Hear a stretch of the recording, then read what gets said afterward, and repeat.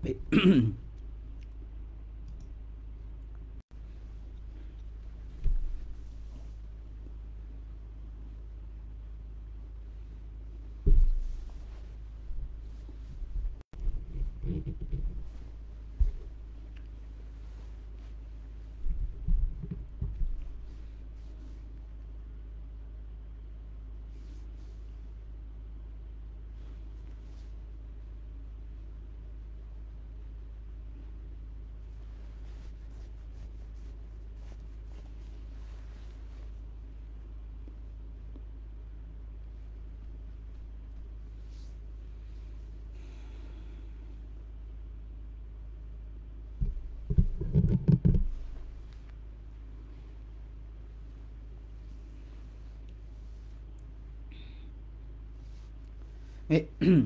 Assalamualaikum warahmatullahi. Bismillahirrahmanirrahim. Alhamdulillahirabbil alamin. Nahmaduhu wa nasta'inuhu wa nastaghfiruh. Wa na'udzu billahi min syururi anfusina wa min sayyiati a'malina. May yahdihillahu fala mudhillalah wa may yudlilhu fala hadiyalah. Asyhadu an la ilaha illallah wa asyhadu anna Muhammadan abduhu wa rasuluh. Allahumma salli ala Muhammad wa ala ali Muhammad kama sallaita ala Ibrahim wa ala ali Ibrahim wa barik ala Muhammad wa ala ali Muhammad kama barakta ala Ibrahim wa ala ali Ibrahim fil alamin innaka Hamidum Majid. Rabbi shrah li sadri wa yassir li amri wahlul 'uqdatam min lisani yafqahu qawli, amma ba'd. Alhamdulillah, kita bersyukur kepada Allah Subhanahu wa taala kerana kita berkumpul pada malam ni.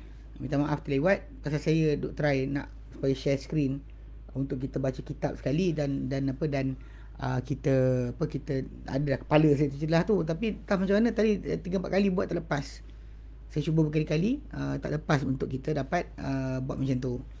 Qadarullah masyaa'a fa'al, ya. Maka kita insya-Allah saya akan bacakan juga teks Arab dia, tapi tanpa tuan-tuan semua lihatlah. Kalau tidak kita boleh lihat dan ikuti bersama. Alhamdulillah. Okay, jadi hari ini insya-Allah kita akan masuk pada slot terakhir berkaitan dengan Islam agama sempurna. Kerana ia ada 10 tajuk yang dibincangkan satu demi satu, dan ujung nanti kita akan buat kesimpulan berkaitan dengan tajuk Islam agama sempurna yang kita kata ia adalah tulisan pengarang buku Adwaul Bayan, Syekh Muhammad Al-Amin Syangkiti rahimahullah, yang mana dia tuliskan ataupun ini ditulis atau dikumpulkan daripada ucapan beliau kerana memenuhi permintaan kerajaan Morocco, ya, Maghribi, yang minta dia supaya terangkan Islam agama sempurna. So dia berikan syarahan ini dalam Masjid Nabawi, dan selepas daripada tu dibukukan dan ditulis dan dibukukan, dan ini yang kita pelajari insya-Allah. Baik, yang terakhir ini insya-Allah, ya, yang terakhir untuk hari ini, dia kata amal mas'alatus asyiratu. Adapun persoalan yang ke-10. Persoalan yang ke-10. Adapun persoalan yang ke-10. Cek. Allati hiya mushkilatu ikhtilafil qulub. Ia merupakan permasalahan atau kemusykilan tentang percanggahan sekalian hati. Kita kata lah, macam orang Melayu kita kata rambut sama hitam, hati lain-lain. Percanggahan. Okay. Kalau kita sini macam masalah ada preference kan, kegemaran seseorang kepada satu perkara berbanding orang lain, itu tidak menjadi masalah. Islam meraihkan kepelbagaian minat, kepelbagaian rasa atau kehendak atau keinginan jiwa tu, itu tak boleh kita kawal. Itu hak mutlak Allah Ta'ala menentukannya. Tetapi masalah timbul sekarang ni adalah bila kita duduk kan dalam satu kumpulan, satu jemaah, dalam satu pasukan, satu tim, kita kebiasaannya akan jumpa masalah percanggahan hati. Mana A tak suka B, B tak suka A, A tak suka C, C tak suka D, dan mula percanggahan hati berlaku. Okay. Maka dia kata kat sini, faqad bayyana Allah Ta'ala fi suratil Hashr. Dia telah menjelaskan Allah Ta'ala dalam surah Al-Hashr telah jelaskan punca kenapa jadi percanggahan hati. Kenapa hati kita boleh bercanggah. Sebab balik pada asal, memang Allah Ta'ala jadikan manusia ni, dia sepatutnya boleh untuk bersatu. Boleh untuk bersatu. Tapi bila manusia ni bercanggahan, okey, bercanggahan atau tidak dapat bersama, tidak dapat bersatu, apa punca dia? Ni nak cari punca, punca kenapa? Dan penawar juga akan datang sekali. Baik. Dia kata ada pun persoalan dia kata Allah Taala telah menjelaskan dalam surah Al-Hashr, anna sababaha adamul aqli biqaulihi, maka bahawa punca perpecahan ataupun perselisihan hati ni adalah ketiadaan akal. Akal tidak betul. Tak betul akal seorang, maka membawa kepada percanggahan di antara dia dan orang lain. Allah Ta'ala nyatakan dalam surah Al-Hashr ayat ke-14. Allah Ta'ala sebutkan, tahsabuhum jami'an wa qulubuhum syatta. Kamu rasakan mereka, itu golongan Yahudi tu, dan juga munafik tu, mereka bersama-sama, sedangkan hati mereka berpecah-pecah. Kamu sangka mereka bersama, sedangkan hati mereka berpecah-pecah, bercanggah-canggah antara satu sama lain. Tak ada kesatuan hati, tak ada kesatuan pada hati mereka. Dia kata tak ada kesatuan hati mereka. Dan thumma bayana sababa biqaulihi, kena Allah jelaskan sebab atau punca perkara tersebut dengan firman-Nya, zalika bi annahum qaumun la yaqilun, itu adalah kerana mereka kaum yang tak berakal. Okey. Kalau kita nak fahamkan macam mana, kenapa bila orang tersebut bercanggah hati dia dengan yang lain sesama sendiri, dikira sebagai orang yang tak berakal. Kenapa dikata kira tak ada berakal? Okey, sebab punca dia macam ni. Dalam kita bersatu, bila kita bersatu di bawah satu suara, satu nama, satu kumpulan, kita sepatutnya memikirkan bahawa setiap ahli kumpulan tersebut adalah daripada saudara kita. Macam apa? Disaudarakan dengan kepercayaan, disaudarakan dengan pegangan. Itu adalah persaudaraan paling kuat. Bahkan dia mengatasi persaudaraan darah. Tapi kadang-kadang orang bersaudara darah pun dia masih lagi tak boleh nak bersatu. Kan? Suruh buat benda lain boleh, bersatu tak boleh. Kan? Suruh bercanggah pendapat boleh. Bergaduh, bertekak boleh. Tapi untuk bersatu tidak boleh. Punca dia sebab ialah macam kadang-kadang bila kita nak punca percanggahan ni kerana kedengkian, kebencian satu sama lain. Mana seorang tu lihat orang lain dapat tu tak patut, dia patut dapat. Ini benda-benda yang memang kita kata perkara sampingan lah selain akal. Kalau akal dia ada, seorang tu ada akal yang cerdik, yang sihat, yang waras, dia akan mengelakkan percanggahan. Pada tahu kesan daripada percanggahan tadi tidak baik, tidak elok, maka dia akan elakkan.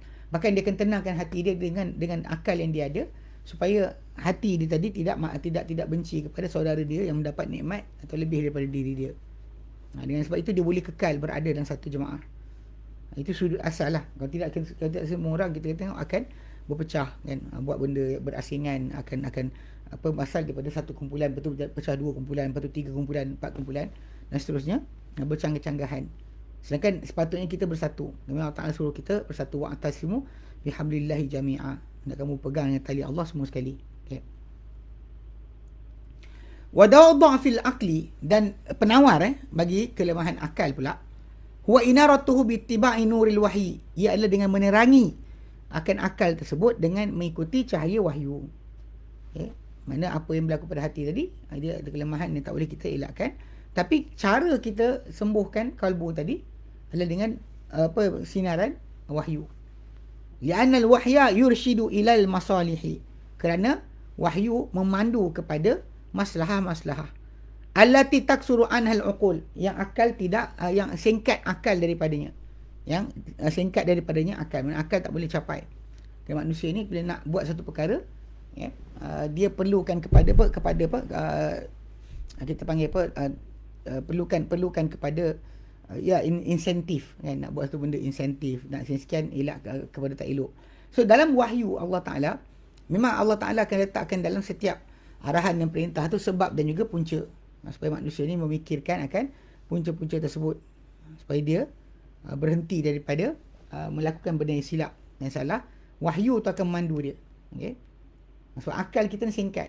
Macam mana pandai seorang tu akal dia tetap tidak akan boleh capai kesempurnaan sebab sentiasa akan lemah. Tidak boleh memenuhi ke semua maksud atau tuntutan kebenaran. Akal kita perlukan contoh untuk kita membayang dan juga melidik dan meneliti. Jadi dikatakan wahyu ni memandu kepada masalah-masalah yang singkat daripadanya akal. Mana akal kita tak fikir. Contoh macam kalau kita lihat bila Allah Ta'ala perintahkan untuk berlaku peperangan. Ikut kepala kita benda tak elok, tapi kita lupa tentang wahyu Allah Ta'ala. Allah Ta'ala tahu, kita tak tahu. Macam bila umat Islam difardukan ke atas mereka untuk berperang di jalan Allah Ta'ala, macam ayat kita ambil semalam. Okay. Wallahu ya'lamu antum la ta'lamun. Mana kamu Allah Ta'ala tahu, kalian tidak ketahui. Itu sudut yang besar. Yang sepatutnya akal kita berfikir dengan betul dan berhenti daripada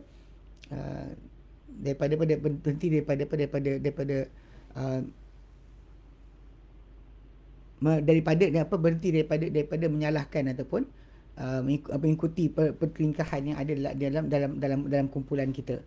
Sepatutnya kita berhenti. Tapi lah pasal akal kita tak sampai. Kan perang kita tak nak, tapi Allah Ta'ala tahu dia lebih baik. Kita tak suka perceraian, tapi Allah Ta'ala tahu dia lebih baik. So basically apa yang Allah Ta'ala tahu lebih baik itu adalah sudut yang menunjukkan kepada akal kita tak sampai. Allah Ta'ala berikan akal tapi untuk menangani benda yang nyata saja. Benda yang luar dari kebiasaan, maka tak boleh tidak, akal ni kena kembali kepada wahyu juga. Okey. Qala Ta'ala firman Ta'ala. Allah Ta'ala nyatakan untuk menjelaskan tentang kedudukan orang yang tak diberikan cahaya hidayah. Allah Ta'ala nyatakan awaman kana maitan fa ahyainahu wa ja'alna lahu nuran yamshi bihi fin nas kama mathaluhu fil dhulumati laisa bi kharijin minha. Okey, adakah sesiapa yang ia asalnya adalah mati dan kami dihidupkan dia balik dan kami jadikan untuk dia cahaya yang dia berjalan dengannya di tengah-tengah manusia. Adakah orang ni elok ataupun seperti kama mathaluhu ataupun seperti orang-orang yang perumpamaan dia adalah fi dhulumat, berada dalam kegelapan, laisa bi kharij minha, mereka tak boleh keluar daripadanya. Itu sudut apa? Sudut kita kata either this or this. So orang yang dihidupkan dijadikan untuknya petunjuk untuk dia berjalan lebih baik daripada orang yang dibiarkan kegelapan. Yang Allah Ta'ala berikan. Jadi basically akal kita tidak boleh mengetahui ke semua benda. Jadi bila datang wahyu, ia yang menghidupkan akan akal. Baik. Fabayna fi hadhil ayati. Jadi Allah Ta'ala jelaskan ayat ni, ayat Al-An'am 122. Al-An'am 122 Allah Ta'ala nyatakan kat sini fabayna, lalu dia jelaskan fi hadhil ayati, dalam ayat ini, anna nural imani, bahawa cahaya iman, yahya bihi man kana maita, dia akan menghidupkan siapa yang asalnya dia mati. Wa yudhi'u lahu at-tariqa, dan dia terangi untuk orang tersebut akan jalan, allati yamshi fiha, yang dia berjalan padanya. Maksudnya cahaya iman tu dia menghidupkan. Bila orang tu hilang cahaya iman tu, maksud dia sebenarnya dia dalam kegelapan dan takkan dapat hidayah. Qala Ta'ala, bersama Allah Ta'ala, Allahu waliyul ladina amanu yukhrijuhum minadh dhulumati ila nur. Allah lah wali, pelindung. Allah pelindung orang-orang yang beriman. Dia keluarkan mereka daripada kegelapan kepada cahaya. Al-Baqarah 257. Allah Ta'ala nyatakan soal Al-Mulk ayat ke-22 menerangkan tentang keadaan orang yang diberikan alat-alat untuk belajar tapi tak boleh nak belajar, tak boleh nak faham. Maka Allah Ta'ala nyatakan afaman yamshi mukibban ala wajhi ahda amman yamshi sawiyan ala siratim mustaqim. Adakah maka orang yang berjalan tersembam-sembam, jangan sepatah jatuh, di atas wajahnya, lebih orang dapat petunjuk berbanding sesiapa yang berjalan tegak di atas jalan lurus. Contoh macam keadaan orang tu diberikan semua peralatan untuk dia boleh menggunakan contoh kenderaan lah, dan semua boleh cukup, kenderaan tu cukup sebagainya, tapi dia mungkin dengan tindakan dia menghalakan kumpulan dia ke sini atau ke sana atau ke tempat lain, dia sebenarnya kita panggil apa, bila dia boleh saja untuk buat penggunaan lah. Dia kata panduan dia ada kan, kereta tu dah cukup sebagainya, kita hala ke mana boleh. Tapi kita ada Allah Ta'ala jadikan untuk kita signboard kan, macam kita nak pergi ke zoo negara ada signboard dia. pergi arah mana, arah Kuantan, kemudian kat situ nanti akan ada signboard zon negara. So jadi sebenarnya ayat surah Al-Mulk ni 22 dia menjelaskan berkenaan dengan orang yang kalau anda kata punca-punca pengetahuan tu pun dah ada, tapi dia pula asyik jalan tersembam-sembam, tak pernah jalan tegak. Adakah mungkin dia mendapat hidayah? Itu soalan ditanyakan. Adakah mungkin mereka dapat hidayah berbanding dengan yang lain? Baik. Ila ghairi dhalika, itu soal Mulk 22. Ila ghairi dhalika, kepada selain itu, minal ayat, daripada ayat-ayat, daripada segala ayat-ayat yang datang. Okey. Jadi maksud dia kalau kita nak menyatukan hati manusia, kita perlulah ajarkan mereka ilmu daripada wahyu Allah Subhanahu Wa Taala, ilmu Al-Quran, okay, ilmu hadis dan sebagainya. Tapi kalau dalam masa yang sama kita kena ingat sebenarnya ujian Allah Taala jadikan kepada kita, kepada umat Islam ni, bahawa orang-orang yang panggil apa, sedang inginkan kebaikan, kadang-kala mereka boleh pula jadi terlari juga daripada kebaikan itu sendiri, terpesong dan sebagainya. Contoh macam kalau kita lihat surah Al-Bayyinah, Allah Ta'ala kan wama tafarraqal ladzina utul kitaba illa min ba'di ma ja'atuhumul bayyinah. Tidaklah tak berpecahlah, wama tafarraqal ladzina utul kitab, tak berpecahlah orang-orang diberikan kitab, kan, illa melainkan min ba'di ma ja'atuhumul bayyinat, melainkan setelah datang pada mereka bukti-bukti, ya, bayyinat baghyan bainahum, tapi permusuhan di antara mereka, mana mereka ada kebencian satu sama lain. So jadi rawatan sebenar bila kita kata dalam konteks ni, dia cari ayat-ayat Al-Quran yang menjadi asas untuk dia memaafkan saudara dia, mengampunkan, tidak berkira, bermurah hati, melihat pada saudaranya dengan belas ihsan. So semua benda tersebut akan kita panggil apa, perkara yang menjadikan kita tak masuk dalam perbuatan awal kerosakan hubungan kita dan orang lain, iaitu dengki. Itu dengki, okey. Jadi sudut dia itu yang dimaksudkan. Tujuan kita belajar ilmu-ilmu yang berkaitan daripada wahyu, supaya kita diterangi akal kita, lalu kita tahu mana yang hak, mana yang batil. Mana hak, mana yang batil. Lalu antara kebatilan adalah kita dengki dengan saudara kita. Kita berterusan dalam keadaan marah dan sebagainya. Itu tak elok, tak elok. Perlu dihilangkan keadaan yang tidak menzahirkan sebarang kebaikan, maka tak perlu teruskan. Baik. Ila wa zalika minal ayat, sehinggalah selain itu daripada ayat-ayat. Okey, baik. Okey, lepas dah kita ceritakan 10 perkara ni tadi. 10 perkara yang kita sebutkan. Okey, yang bermula dengan kita kata soal pertama adalah berkenaan dengan tauhid dan bentuk-bentuknya. Tauhid dan bentuk-bentuknya. Itu tauhid tauhid dalam pada rububiyah dia, pada ibadat dia, pada asma' dan juga sifatnya, serta pada tiga sudut tersebut. So bila mana orang tersebut belajar, ini benda yang pertama. Benda dikata benda tak ada tandingan pada mana-mana agama terdahulu yang membahaskan berkenaan ketuhanan. Okey, kemudian okey, apa persoalan kedua adalah berkaitan tajuk bimbingan.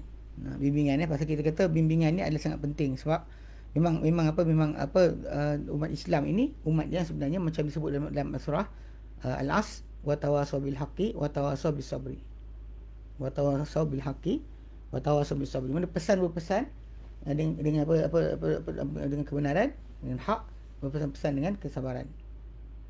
Itu benda yang kita kena faham. Baik. Kemudian kita masuk yang ketiga, itu perbezaan antara amal soleh dan amal tidak soleh. Saya cuba terangkan pada situ apa yang soleh, apa yang tak soleh daripada amalan-amalan, daripada amalan mana yang soleh, mana tidak soleh. Okay. Yang keempat, penghukuman atau menghukumkan, berhukum kepada selain syariat yang maha bijaksana. Tangguh kan. Jadi dia tidak dia memperhakimkan, dia mesti letakkan keputusan. Kalau dia kata ada daripada Allah Taala sebarang keputusan, maka dia akan buat panggil penghukuman berhukum ni kepada selain syariat yang bijaksana. Macam mana zaman kita sekarang ni banyak orang sibuk berhakimkan kepada undang-undang barat, tapi tak boleh nak beri undang-undang kepada Allah Subhanahu Wa Taala. Okey. Baik, yang kelima itu keadaan masyarakat. Macam mana kita kata pendidikan masyarakat, macam kita nak betulkan sebagainya, ada disebutkan dalam tu.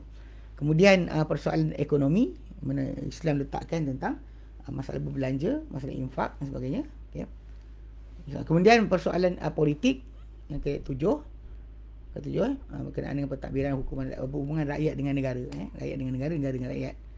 Kemudian yang ke-8, itu ketujuh, yang ke-8 penguasaan orang kafir kat orang Islam, kenapa berjaya mereka kuasai.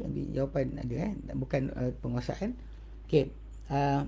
Kemudian ke-9 kelemahan orang-orang Islam, macam orang Islam boleh lemah. Kemudian yang terakhir yang kita bincang sekarang itu persoalan ikhtilaf qalbu, mana persoalan berkenaan dengan percanggahan hati satu sama lain yang berlaku pada zaman para sahabat lagi. Okey.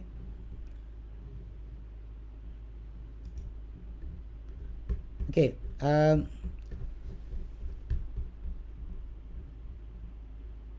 Okey, baik. Jadi okey, yang kita punya kesimpulan kat situ dia kata ada tambahan dia buat kesimpulan.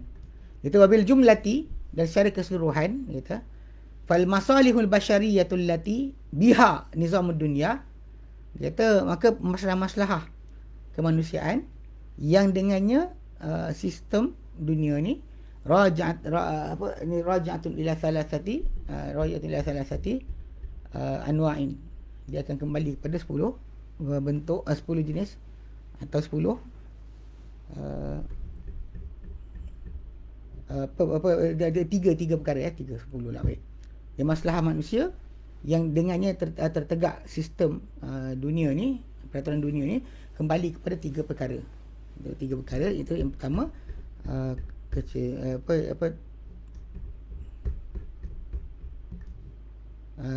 dia kata yang pertama, ini kita pertama okey. Yang pertama dia kata anwa', dia ada beberapa bentuk. Dia kata yang pertama sekali adalah al-awwalu dar'ul mafasid. Tujuan peraturan diletakkan atau hukuman dilanggar-langgarkan adalah supaya kita menjauhi akan perkara-perkara kerosakan. Dan kerosakan ni al-ma'ruf inda ahli usul bid-daruriyat. Menolak kerosakan dengan kita menjaga akan usul-usul perkara yang dikenali dengan ahli usul sebagai daruriyat, kemestian. Kalau kemestian ni tak ada, kita akan mati, kita akan binasa. Okay? Dia itu daruriyat, dan hasil dia adalah menolak kemudaratan daripada 6 perkara yang kita sebutkan. Kita tolak atau sekat kerosakan daripada 6 perkara.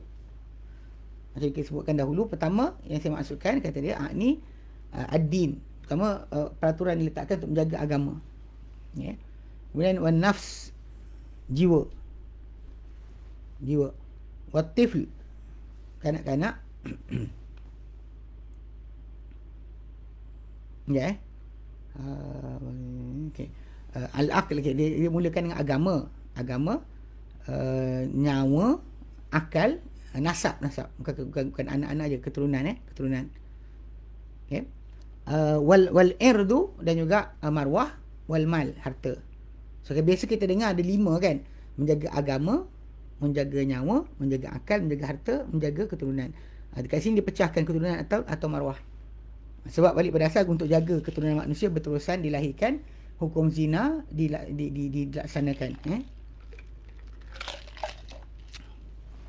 Hukum zina dilaksanakan untuk menjaga nasab, supaya keturunan masih ada.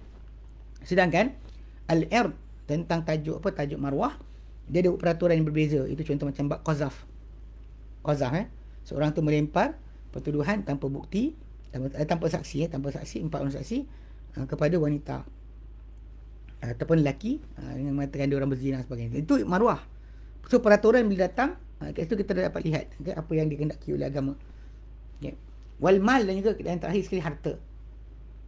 So memang kita kata bila kita sebutkan berkenaan dengan tajuk tujuan apa masalah manusia ni yang dengannya sistem dunia ni merujuk kembali kepada 3 jenis. Itu pertama daruriyat. Yang dikata daruriyat ni menolakkan kerosakan yang apa yang dipanggil di ahli ilmu usul sebagai daruriyat. Menolak kerosakan itu dengan jaga benda-benda yang penting. Yang dimaksud kat sini adalah agama, jiwa, akal, nasab, maruah dan juga harta. Okey. Ini apa dia letakkan last sekali. Baik. Kemudian bentuk kedua adalah asaniyu, yang kedua, jalbul masalih. Kita tolak keburukan, kemudian kita dapatkan akan kebaikan, kemaslahatan. Al-ma'ruf inda ahli usul bil hajiyat, yang diketahui, difahami, ditakrifkan di sisi ahli ilmu, ahli usul sebagai hajiyat, keperluan tapi bukan mendesak. Okey. Itu min furu'ihi, di antara cabang-cabang bagi apa usul berkenaan dengan jalbul masalih ni, mendapatkan kebaikan. Al-buyu' al-qawli bizalika, jual beli di atas pendapat yang mengatakan sedemikian. Ijarat, sewa menyewa. Wa amatul masalih al-mutabarilati, dan keseluruhan masalah yang saling bertukar ganti di antara baina afradil mujtama', di antara masyarakat di antara individu satu masyarakat, di atas ala wajhi syar'i, di atas bentuk yang syar'i. So, yang ketiga, di antara bentuk-bentuk yang dikata kenapa Allah Taala nak tegak ke atas kita kebaikan dan maslahah, dia akan datang. Kaedah ketiga adalah ana usalis, bentuk yang ketiga, tahalli bi makarimil akhlaqi, kita berhias dengan kemuliaan akhlak. Wal jaryu ala mahasinil adat, dan juga berjalan di atas keelokan adat atau kebiasaan. Kita al-ma'ruf inda ahli usul bitahsinat wa tatmimat, dinamakan sebagai pengelokan dan juga penyempurnaan. Wa furu'ihi, dan antara cabangnya adalah khisal fitrah. Yang cabang bagi tahsiniyat ni adalah khisal fitrah, yang kita kata kita disuruh untuk jaga, iaitu ka'ifah illahiyah, ambilkan jaga panjang, qasu syarib, pendek misai, potong kuku, basuh kumu, atau bersihkan dengan kumu, kemudian kaki. So, jadi maksudnya benda-benda ni yang kita kata yang dia kuku tangan, kaki, kuku kaki, kuku tangan semua kena potong. Ini tahsiniyat, termasuk tahsiniyat atau tahsinat ataupun tatmimat, penyempurnaan. Okey, dia cara dia orang bezakan perkara ni adalah sebenarnya dari sudut masalah apa benda kalau tak ada kita mati. Apa benda yang kalau kita tak ada kita mati tapi hidup kita susah. Itu ada perbezaan di antara tiga keadaan sebutlah. Dia cara kita pecahkan dipanggil daruriyat, daruriyat, kemudian hajiyat, kemudian tahsinat. Ada tiga peringkat. Tiga peringkat. Jadi memang kita kata memang itulah yang dituntut atau dikendaki daripada perbuatan kita, mendapatkan maslahah. Dan 10 perkara yang berkaitan Islam agama sempurna tu semua saling berkait antara satu sama lain. Dan dikata dan di antara furu'ih aidan, dan cabang bagi pengelokan ataupun kebaikan, pengharaman mustaqdarat, tahrim mustaqdarat, pengharaman perkara-perkara kotor, benda-benda kotor. Wajibul infaqi 'alal aqaribil fuqara, dan wajib untuk menginfakkan harta ke atas kaum kerabat yang fakir. Fakir yang kaum kerabat kita, bukan yang lain. Baik. Wa kullu hadhil masalih, dan semua permasalahan ini dia kata la yakunu syai'un ashaddu aw muhafazatan 'alaiha. Okey. Tidak ada yang lebih kuat, lebih dahsyat pemeliharaan ke atasnya, biturukil hukmiyati as-salimati, dengan hukum, jalan-jalan hukum yang bersifat sejahtera, min dinil Islam, pada dinil Islam. Alif lam ra dibacakan, kitabun uhkimat ayatuhu thumma fusilat min ladun hakimin khabir. Alif lam ra, kata saya tahu mengetahui maksud dia, itu sebuah kitab. Ini sebuah kitab yang telah dirapikan ayat-ayatnya, dirapikan kedudukan ayat-ayatnya. Manakah di antaranya dirapikan akan ayat-ayatnya. Dan juga dia kata fusilat min ladun hakim khabir, telah diperincikan daripada sisi Tuhan yang maha mengetahui lagi maha luas pengetahuan. Okey. Okey. So yang paling besar sekali adalah agama Islam. Bila kita nak menjaga apa-apa, menjaga agama itulah yang penting sekali. Itu yang nombor satu. Baik. Wa sallallahu ala Muhammadin wa ala alihi wa sahbihi ajmain. Selawat Allah dan ke atas Muhammad dan wa ala alihi, dan ke atas keluarga baginda, wa sahbihi, dan para sahabat baginda ajmain, ke semua sekali. Ini contoh kita dapat tunjukkan atau kita lihat bagaimana 10 tajuk tu kita bintangkan, dan memang hatta orang-orang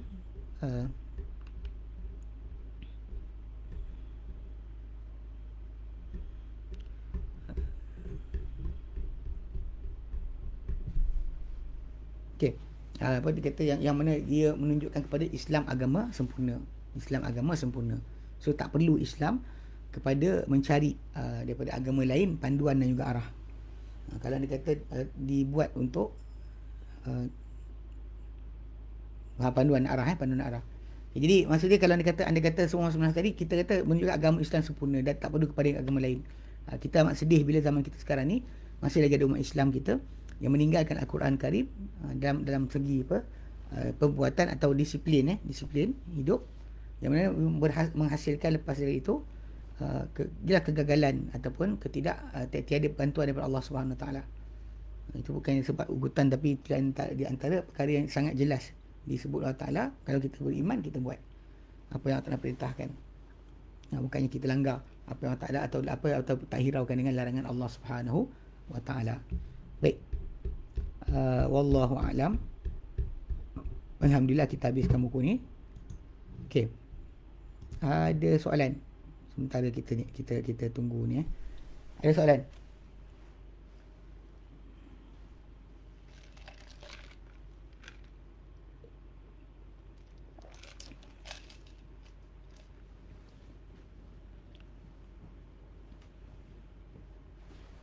Dia kalau ikutkan buku yang kita belajar ni, Islam agama sempurna ni, dia sangat straight to the point. Sangat straight, dia tidak ada selindung-selindung. Dia bagi dia datangkan dengan persoalan, datangkan dengan jawapan daripada Allah SWT sendiri, kan.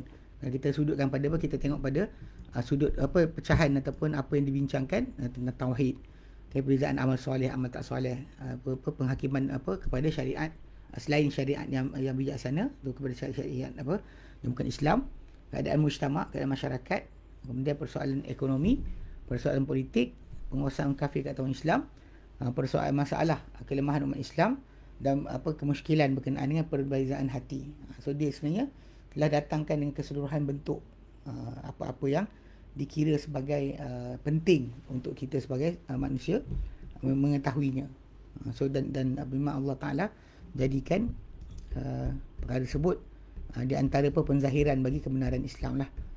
So Islam agama sempurna ni, macam kita katakan, dia sebenarnya ia hanyalah ceramah yang biasa yang disampaikan di Masjid Nabawi, tapi lepas tu dibukukan untuk disampaikan kepada orang lain. Okay, baik. Okay, ada soalan? Ni 3-4 hari ni benda baru, kerana kita pelik juga kepada keadaan sekarang.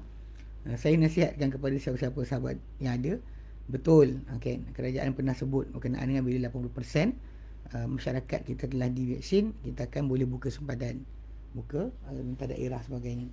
Tapi mungkin ada timbul kajian terbaru yang menyebabkan mereka tak berani untuk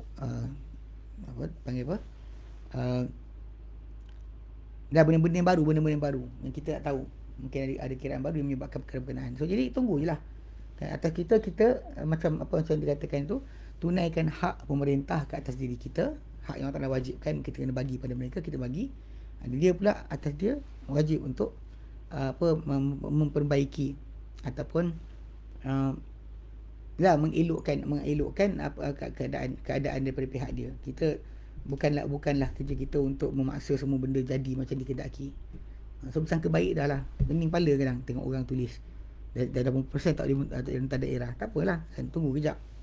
Pasal kita kena pegang dalam macam dalam kaedah yang kita belajar semalam, wa asa an takrahu syai'a wa huwa khairul lakum. Bimbang kamu tak suka satu perkara tapi ia baik untuk kamu. Wa asa an tuhibbu syai'a, bimbang kamu suka satu perkara, wa huwa syarrul lakum, tapi ia buruk untuk kamu. Ia buruk untuk kamu. Ini di antara perkara-perkara yang memang dengan jelas diberikan keprihatinan dalam perbincangan kita sepanjang tajuk 10 tajuk yang lalu. Memang kita Islam ni tak boleh lari daripada ujian Allah Ta'ala, dan apa benda yang boleh menjadikan kita selamat dan kita dapat lepas dengan baik, maka itu yang patut kita tumpukan untuk mengetahuinya. Baik. Okay, ada soalan? Sementara tu saya tengok balik kat sini benda patut kita terangkan. Ada apa soalan?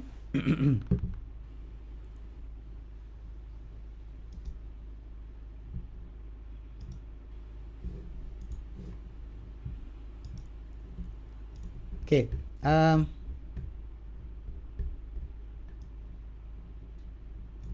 Kalau kita lihat kepada keadaan semasa, kan, ialah baru ni kan ada timbul tajuk berkenaan dengan solat Jumaat. Solat Jumaat nak buat satu masjid 2 kali atau 3 kali ikut giliran. Dan benda ni sebenarnya ada setengah orang melihat kepada apa dibuat di Singapura, menyuruh untuk perkara tersebut dibuat. Kemudian ada kat Amerika Syarikat, ada Kanada dan sebagainya lah buat benda berkenaan. Dia sebenarnya keadaan apa yang berlaku kepada saudara-saudara kita di negara-negara berkenaan. Mereka sebenarnya tidak memiliki tanah yang besar untuk bina rumah ibadat. Tak mencukupi. Dia tak boleh nak bina rumah ibadat. So perlu pada permit dan sebagainya, maka benda tu mereka takkan bolehi lah. Jarang akan ada bolehi akan tersebut. Jadi mereka pun dengan sebab itu adakan Jumaat dalam tempat yang kecil, namun berulang-ulang kali. Sebenarnya yang pertama dah lepaskan akan tanggungjawab. Dan kemudian bila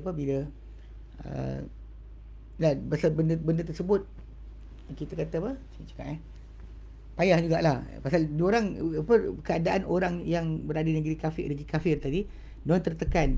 Maksudnya diorang yang takkan boleh untuk dapat lepas daripada keadaan persekitaran. Kalau mereka buat Jumaat sampailah melempah ruah daripada masjid sampai menyekat laluan jalan kereta dan sebagainya, maka dia akan dipanggil oleh ofis Perdana Menteri dan sebagainya untuk dihukum supaya tak dibenarkan lagi solat Jumaat. So kerana bimbang solat Jumaat itu akan dibenarkan lagi, maka semua jawatan masjid tu bersetuju untuk mengiyakan berkenaan dengan tajuk ni. Ni pasal kes terpaksa. Adapun dalam masalah yang lain macam kita sekarang ni, sementara menunggu giliran Jumaat keluar dan dan kita alhamdulillah Selangor dah buka banyak untuk bolehkan kita datang hari Jumaat. So jangan pula tak hadir pula. Hari tu bising sangat kan. Bila dah Jumaat boleh datang beramai-ramai untuk penuhkan sampai kuota yang diberikan. Jadi itu untuk cukupkan kalau boleh. Tapi ialah macam balik pada asal benda berkenaan memang kita kata baru. Okay, bila para ulama nak hukumkan tentang perkara berkenaan, para ulama melihat atau merujuk kepada hukum satu hukum lain. Pasal hukum untuk solat sini semua solat tempat lain tu tak ada. Tapi yang ada hukum ni adalah satu tempat buka 2 masjid. Satu tempat buka 2 masjid. Dia macam satu tempat ni macam antara jarak satu bandar kan. Macam bandar tahu masa dengan sini Nusaru kan. Kemudian bandar yang berdekatan tiba-tiba ada masjid lain. Selain masjid yang dibina. Itu masalah pecahan tersebut. Jadi Islam sebenarnya ambil berat berkenaan dengan perpecahan yang berlaku dalam keadaan manusia tadi. Ialah kita kata mengelakkan mereka bertelingkah ataupun timbul kepuakan, maka tak dibenarkan untuk tak benarkan untuk membuat 2 Jumaat satu kawasan. Yang ini buat dalam solat dalam satu masjid 2 Jumaat atau 3 Jumaat. Memang benda ni ada di antara perkara yang kritikal sekarang lah. Kalau kita bukan tak boleh buat kan, kita tak dibenarkan buat. Kalau kita tak nak solat di masjid, boleh kita berkumpul di padang, cukup 50 orang solat sendiri boleh je. Tapi ada ke para ulama kata tak boleh sebab kerana hak untuk penentuan Jumaat Okay. Penerusan Jumaat adalah hak mutlak bagi kerajaan, kerajaan. Bukan untuk orang ramai. Jika tidak, semua kumpulan arkam buat kumpulan dia sendiri. Kumpulan parti PAS buat satu sendiri Jumaat dia. Sebenarnya ini akan mendahirkan perpecahan pada hari Jumaat, tidak bersatu orang ramai untuk satu perkara. Sedangkan macam Nabi SAW yang berucap depan para sahabat, kemudian datang keadaan untuk alihkan, dia alihkan lah kan. Pada asal memang kita panggil apa Jumaat tadi dibuat dengan arahan kerajaan, bukan dengan perbuatan orang perseorangan. Ini antara benda yang perlu faham. Sebab itu bila kalau dalam satu bandar tak boleh 2 masjid, soalan boleh tak kita samakan dengan hukum satu masjid 2 jemaah. Kalau tak sengaja kita faham kan. Tapi rupanya tepi sana ada juga. Allahu Akbar, kita batalkan solat terus sampai habis. Okey. Ni benda yang zaman sekarang lah kita lihat. Yang baru-baru ni timbul tajuk. Jadi para ulama nyatakan tak pernah, dia bukan pasal tak pernah, memang tak pernah dibuat, tapi kita ada hukum yang hampir serupa, satu bandar 2 masjid, yang mana tak dibenarkan oleh syarak sebenarnya. Pasal once kita buat kumpulan kita, orang ni buat kumpulan dia, ini buat kumpulan dia, yang taklim nanti ada satu, al-khadim ada satu. Jadi benda tadi akan mendahirkan perpecahan dalam masyarakat. Ini benda yang tak elok. Kalau ni kata diwar-war, dibesar-besarkan, dan kemudian semua pihak akan cuba untuk semua pihak akan cuba tunjuk untuk apa dia yang terbaik lah. Ni kena jaga sikit. Baik. Assalamualaikum Ustaz, dia kata, okay, Ustaz bolehkah kita itu dia kata tadi, dia ke solat Jumaat berkali-kali ni, dia tak ada pernah jadi zaman Nabi dan para sahabat. Tapi hukum yang agak serupa boleh dibahaskan adalah dengan melihat kepada kes orang yang solat Jumaat dalam satu bandar 2 masjid. So diorang kaji kat situ. Ala kuliah negara kita tak urgent untuk sampai kita kena tukar sedemikian. Adapun kalau anda kata pada sudut yang lain macam ya tak perlu, sebab kita semua dikata Muslim semua. So tak perlu kita untuk melaksanakan solat berjumaat tadi berulang-ulang kali. Tak perlu. Sebab balik pada asal kalau kita lewat datang Jumaat kan. Ini nak faham mudah Imam solat Jumaat, lepas tu awak datang masbuk. Awak tak sempat rukuk dengan imam. Awak kena solat apa? Solat akhir tak sempat rukuk ada 1 rakaat dengan imam. Imam sama Allah Alhamdulillah hamidah, bawa datang Allahu Akbar, follow. Soalan. Okey. Apa patut dibuat oleh orang yang terlepas Jumaat tersebut?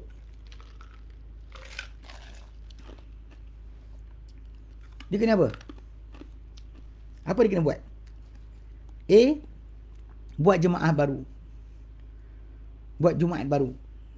Okey, buat Jumaat baru, buat jemaah baru.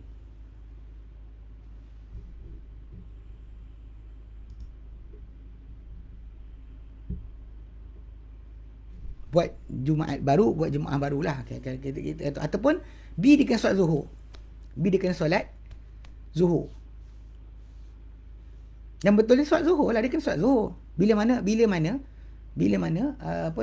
jemaah pertama tu dah habis kan.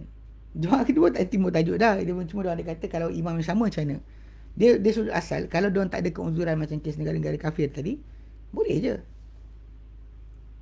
Dan boleh je. Tapi dalam masa sama kita panggil apa negara-negara yang ada umat Islam banyak tadi, dengan arahan kerajaan tak timbul tajuk, kita kata kena sibukkan benda tersebut. Okey, hadis Tirmizi. Yang ikut mazhab Syafi'i tak boleh lah. Ikut mazhab Syafi'i jemaah kedua tak sah. Ikut jemaah Imam Syafi'i, jemaah kedua dalam satu masjid, jemaah kedua tu kan sengaja dibuat jemaah kedua dengan imam ni sebagainya, maka dia tak sah. Lepas tu ada yang kata tak, ini imam yang sama. Okey. Sekejap. Ni ada soalan daripada abang kita, dia kata hadis Tirmizi. Dan hadis Tirmizi dia kata kan hadatsana Qutaibah bin Sa'id, hadatsana Laits bin Sa'ad gitu, an Unuqail an Zuhri, Imsya Zuhri an Ubaidillah bin Abdullah bin Abbas. Okey. Nabi sallallahu alaihi wasallam syariba labanan fada'a bima'in famat madha wa qala inna lahu dasama. Rasulullah SAW minum air susu, kemudian Nabi minta air, kemudian Nabi berkumur, Yang Nabi kata dia ada lemak. Mana tak ada dasam kepekatan pada mulut. Okey. Itu dia berkata apa Imam At-Tirmidzi, dia kata wa fi bab, dalam bab ini ada hadis daripada Sahal bin Sa'ad As-Sa'idi, Ummu Salamah, Abu Isa, Ummu Salamah berkata Abu Isa At-Tirmidzi, Imam At-Tirmidzi, hadis ini hasan sahih dan telah melihat sebahagian ahli ilmu berkumur-kumur daripada susu, dan ini isi kita di atas penggalakan sahaja. Okay? Dan tidak melihat sebahagian mereka, dan tidak melihat sebahagian mereka kena berkumur langsung. Dia masalah galakkan, bukannya wajib. Berkumur-kumur daripada susu adalah digalakkan. Sebab biasa normal residu susu tadi tinggal dalam mulut kita tanpa dikumur-kumur, dia akan menyebabkan busuk mulut. Mulut akan busuk. Itu yang sebab dia, bukan sebab lain. Okay? Ya. Hadis ini tadi memang dia kata apakah berkumur-kumur daripada susu saja? Ya. Dikira sunnah, ya. Pasal apa? Nabi minta dan Nabi tunjukkan. Dan Nabi beritahu kenapa baginda berkumur-kumur. Kerana ada rasa residu lemak dalam mulut. Dengan sebab susu tersebut diminum. Okay, diminum. Maka tapi ia adalah untuk penggalakan sahaja. Bukan jadi sah batal wuduk. Bukan tanda sah atau batalnya wuduk. Itu maksud dia. Baik. Harap jelas. Baik. Ada soalan lain?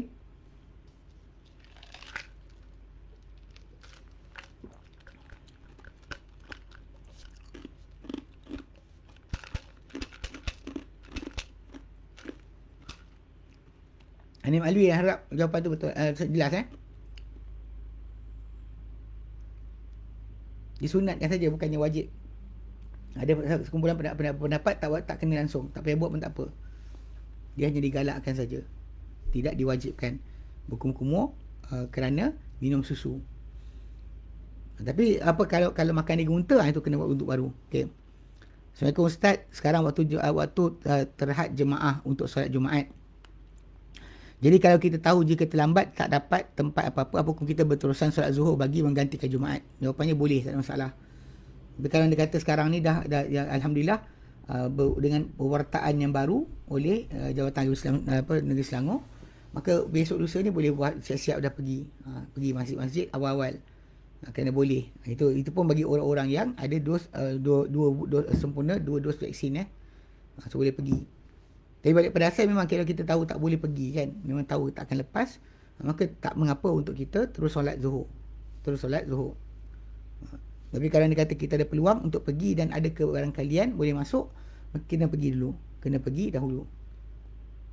Okay, baik. Ustaz, betul ke seorang tu boleh bertaklid? Macam mana boleh dibolehkan? Okay. Sekejap sebelum tu.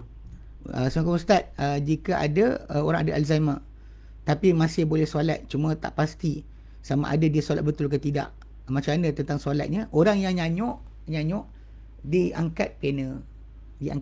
Bahkan termasuk di antara 4 golongan yang hari kiamat nanti akan berhujah depan Allah Taala, minta dilepas daripada hukuman, adalah orang yang nyanyuk tak sedar akan benda tertentu. Itu kita panggil tidak masalah. Okay, tidak berdosa untuk tidak solat. Okay. Dia tak solat tak sah, tak ada masalah. Dia macam budak-budak. Nyanyuk dia macam budak-budak. Dia tidak mempunyai akal yang tetap. Okay. Betul ke seorang tu boleh bertaklid? Macam mana cara dibolehkan? Bertaklid kepada pendapat seseorang para ulama boleh, dengan syarat dia mengetahui ulama tersebut ambil dari mana. Dia bukan hanya cakap ulama tu kata boleh atau tak boleh, kita terus kata tak boleh, kenapa ustaz tu kata tak boleh, ustaz tu kata boleh. Tak, kita patut tahu apa dalil dia. Dari pasal benda ni yang banyak-banyak jadi kes gagal. Bila tanya dalil, maka kumpulan yang suka sebut bukan ni, dia akan lari. Sebab dia tahu bahawa bila datang dalil nanti yang keluar hanya kalau Rasulullah, dia tak boleh masuk dengan apa benda fahaman dia ada. Tu kena faham. So taklid ni sebenarnya maksud dia meniru. Taklid sekejap.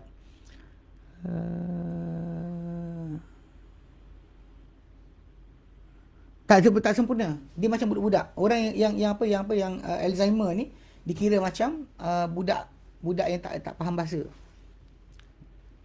Dia tidak seperti manusia yang normal. Bahkan dianggap pena telah terangkat.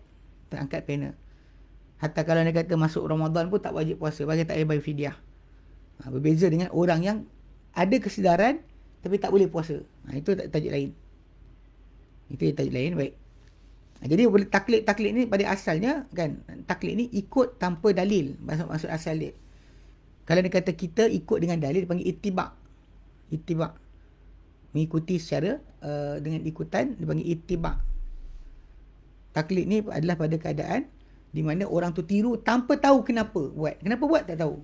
So ustaz tu buat, kita buat lah. Itu tak boleh. Yang tak dibenarkan Tak dibenarkan. Tidak dibenarkan. Bahkan macam dalam mazhab Syafi'i, dia satu syair yang kitab Matan Zubat Ibn Ruslan. Bila sebut tentang tajuk masalah beramal. Dia kata apa? Wa kullu man bighairi ilmin ya'malu. Maka setiap orang tanpa ilmu dia beramal. A'maluhu mardudatun la tuqbalu. Amalan yang tertolak tidak diterima. Setiap orang dengan tanpa ilmu dia beramal, amal ditolak tidak akan diterima. Amal tertolak tidak akan diterima. Itu disebut oleh dalam mazhab Syafi'i sendiri. Pasal kalau dia kata orang tu beramal dengan tanpa mengetahui, maka amalan dia berhak untuk ditolak di sisi Allah Subhanahu Wa Taala. Berhak untuk ditolak oleh Allah Subhanahu Wa Taala. Okey.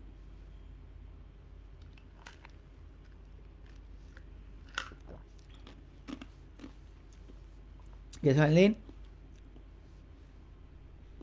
Tapi yang tadi macam kes Jumaat tadi, kalau dia kata memang tak lepas, memang kita solat zuhur je. Tapi kalau dia kata sekarang ni, dalam semua masjid, surau dibuka sebagainya, bahkan sebenarnya JAIS telah ambil inisiatif pada PKP yang tahun lalu PKP 2, diorang telah jadikan surau-surau yang tidak dirikan Jumaat, boleh dirikan Jumaat untuk menampung jumlah.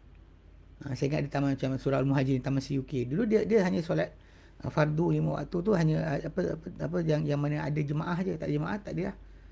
Bahkan tak digunakan speaker pembesar untuk makluman. Tak ada. Kemudian bila tahun lepas berlaku PKP 2.0, diorang telah diizinkan untuk mengadakan Jumaat. Ini untuk cara lain menampung jumlah jemaah dibanyakkan sebab laluan kita tak sama. Zaman dulu kan kata tempat tu dengan tempat kita 3 batu ke, kita straight nampak ada tempat berkenaan, boleh kita jalan. Tapi kalau kat sini tak, kona sini, masuk hutan keluar hutan, masuk sungai keluar sungai, maka benda tersebut memang payah sebenarnya. Memang payah. Jadi dengan sebab tu kita memang boleh berada dalam satu kawasan tu tadi yang kurang 2 batu, kurang 3 batu untuk ada 2 masjid sebenarnya. Itu yang paling baik diambil daripada pilihan berbanding dengan orang tersebut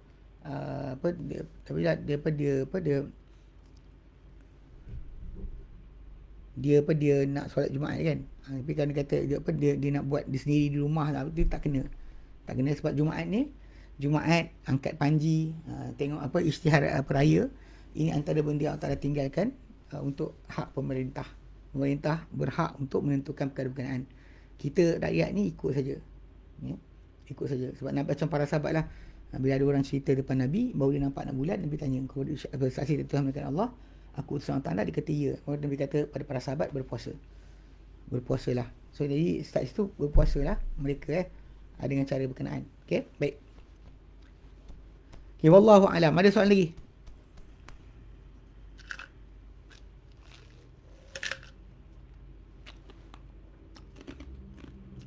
Kita ambil sampai 10.45.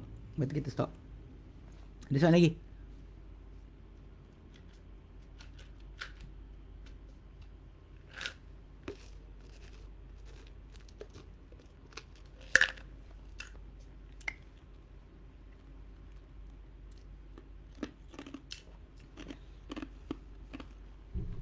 Okay, soalan lain?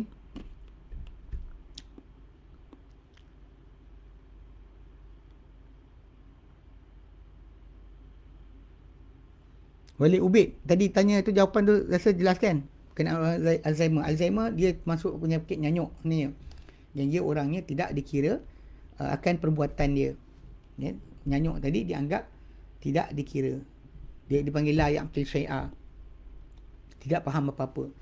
Dia cakap macam ni, jadi dia tengok. Saya ingat dulu apa ada, tapi pak saudara saya tu hidup lagi lah. Dia kena stroke, kemudian kita pergi rumah dia pada satu hari raya. Sekali raya tu kita pergi. Bila tengah pergi raya kat rumah dia, dia tengok saya duduk sebelah dia pun tegur. Bila sampai? Saya kata baru tadi. Dia sekian. Lepas tu dia sembang. Lepas tu tengok muka saya, bila sampai? Dia 2 kali tau. Dia tengok saya kata, orang tua ni dia tak perasan dah. Kali pertama pandang, dia dah tegur dah. Bila sampai? Kemudian dia pusing kepala, ngadap ke tempat lain dan sebagainya. Kemudian dia pusing balik, bila sampai? Kali kedua dia tanya. So macam ni tak boleh solat. Termasuk macam orang yang kena abuse. Orang yang kena abuse, tak sedar diri, maka tunggulah sampai sedar baru solat. Kalau nak solat pun lepas sedar, bukan ketika tengah terawang-awang ambil air, simbang masuk senapang untuk tak betul dia, tak boleh. Okey.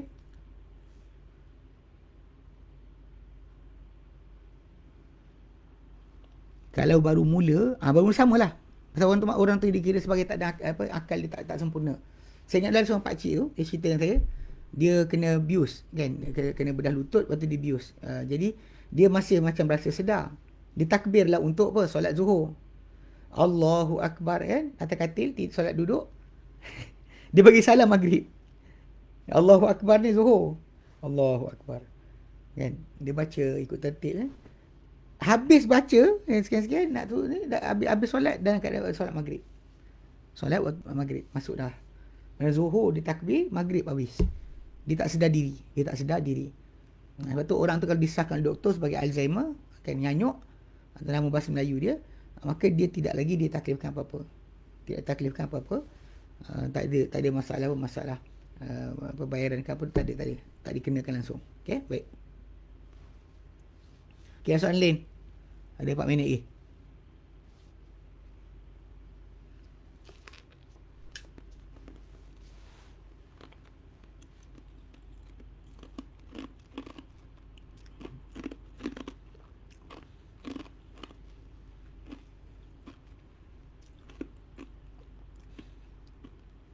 Even puasa pun tak habis fidyah. Orang yang nyanyuk ni sama macam orang gila. Dia kalau dia tak perlu bayar fidyah. Kalau orang tu dia sedar tapi dia tak boleh bergerak, tak boleh nak bertindak, itu yang dikata masih lagi bayar fidyah.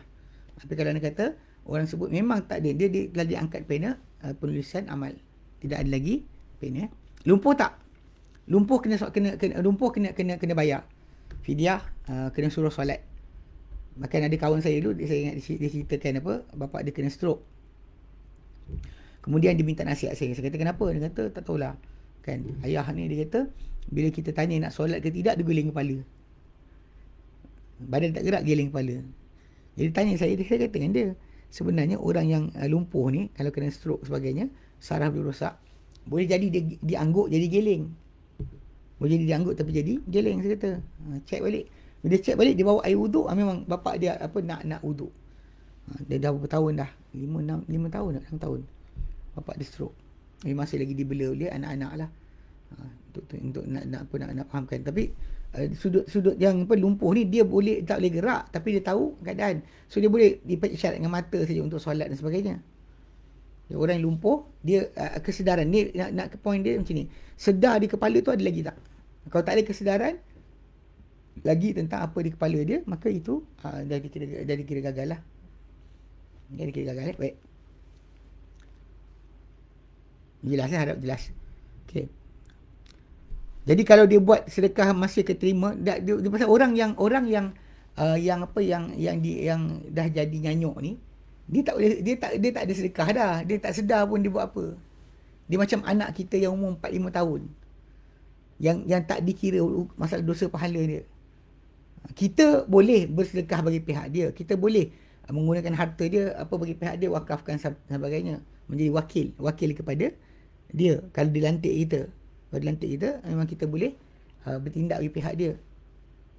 Ya, tapi sedekah dia diterima ke tidak, pahala tu dia tak perlu dah. Pasal bila macam tau, keadaan orang yang nyanyuk ni tadi menyerupai dengan orang yang gila, menyerupai orang yang tak ada akal. Akal dia ada tapi tak ada. Sebab tu dia tak boleh bertindak.